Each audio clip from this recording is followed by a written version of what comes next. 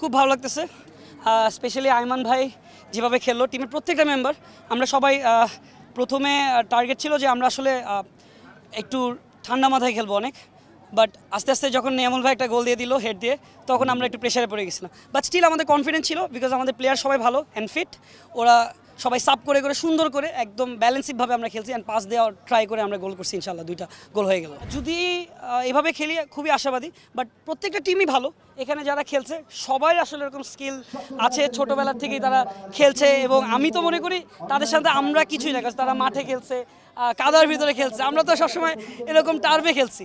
But experience অনেক matter করে খেলার ভিতরে। প্রত্যেকটা মানুষ এখানে সবাই ভালো খেলছে, so let's see the best. আমি ছোটোবেলায় ফুটবল খেলে আমার পায়ের এই সাইডটা ভাঙছি, আজকেও এটা পড়া এই কারণেই। সো আমার লেফট সাইডে একটা ইনজুরি ছিল। আর আমি অ্যাকচুয়ালি ফুটবলই খুব পছন্দ করি, ক্রিকেটের থেকে ফুটবলটা একটু বেশি ভালো লাগে ছোটোবেলা থেকে, এটা খুব আমার কাছে ভালো লাগতো। সো এর জন্য ফুটবলটাকে অনেক মানে আমরা সব কন্টেন্ট ক্রিয়েটার একটু ফার্স্ট প্রায়োরিটি দিই।